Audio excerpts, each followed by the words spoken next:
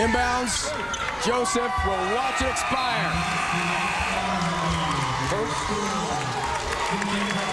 The 2 seed has knocked off the top-ranked and top-seeded Oak Hill Warriors.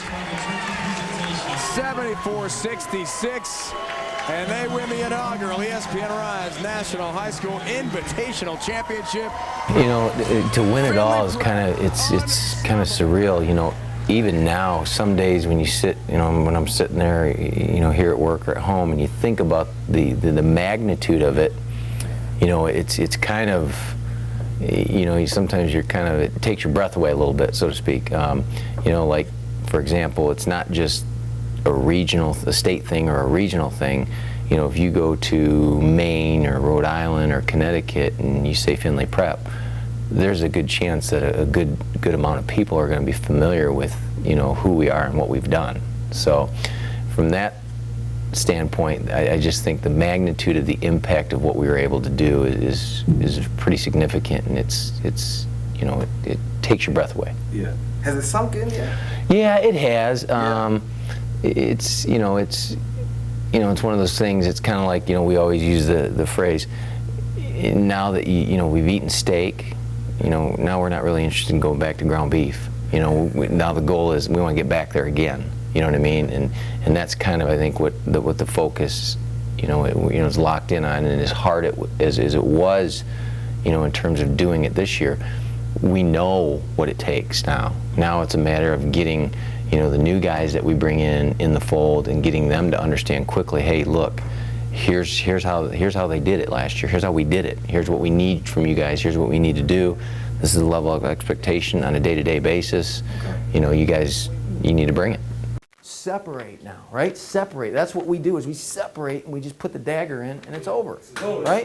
Get that fourth quarter where now we can, you know, we can breathe, we play comfortable, we lose, we get, you know, do some different things, right? That's what we want to do, okay? So right now, it's about energy, going out there and matching energy and intensity, going out and finishing the job. Speaking of new guys, that must be, I mean, is it pressure on them to meet the level of the guys that are leaving, which are some pretty special guys, or is it pressure on you as a coach to kind of bring them up to speed? Oh, I think it's a combination. I think it's both. I think the player, you know, like we always say, we give our guys all the credit for all the wins, because they're the ones rebounding, defending, and making shots and doing all that. We just lay out a plan and a vision for them, saying, hey, this is what we think is going to bring us success, you know, based on how we do things and what we do in our system, and they embrace it.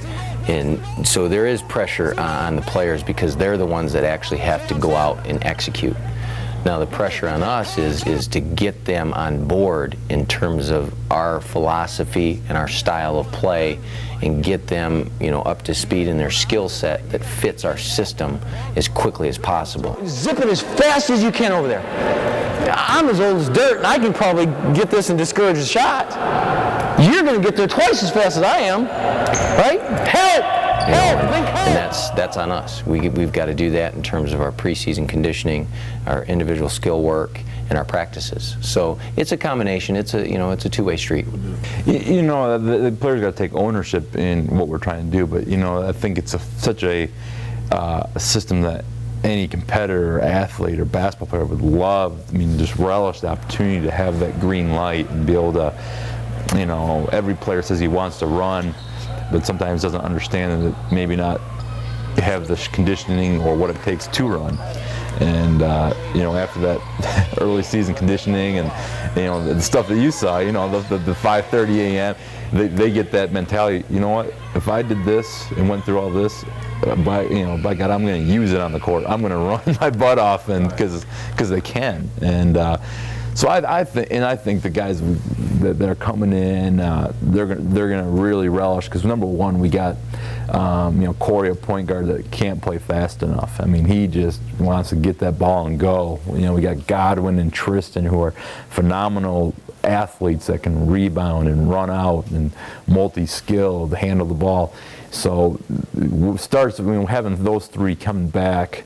The other piece is better run, or what they're going to find is, you know, I'm not getting touches and I'm not getting shots because I'm lagging behind guys that are getting the layups and shooting the threes up ahead of us. We put a lot of pressure on our returning veterans in terms of not one, that they know what's expected of them in terms of our approach and our practice and everything, but also in the mentoring, in the leadership.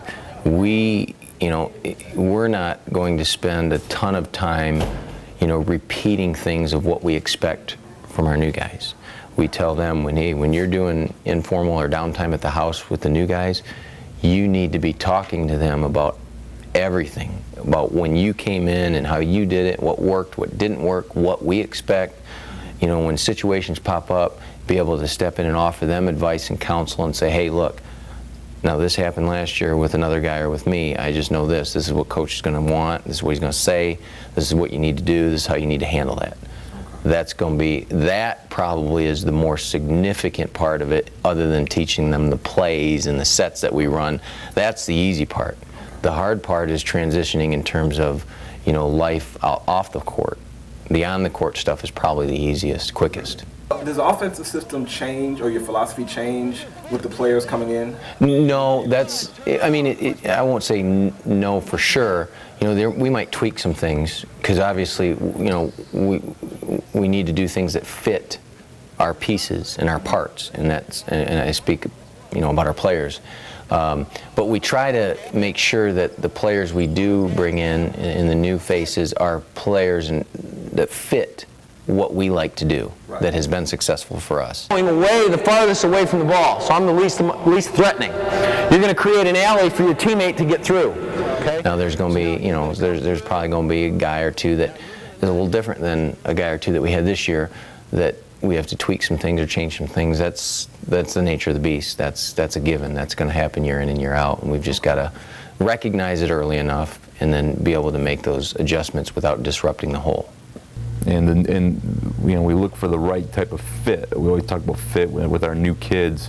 Make sure they're the right student, right kind of person, and a good enough athlete that'll fit in the, into the structure of what we're trying to do. So, from that standpoint, by finding those right fits, it makes our job a lot easier. And we're not salesmen. We're telling people exactly the way it's going to be when they get here. There's no surprises, and unfortunately, the product and the program sells itself. Championships aren't won on paper. You put all-star teams together. You could do, just an unbelievable group of talent. But at the end of the day, it's championship teams are built, from within. The guys got to really have that bond and take no prisoners, do whatever it takes for my teammate mentality.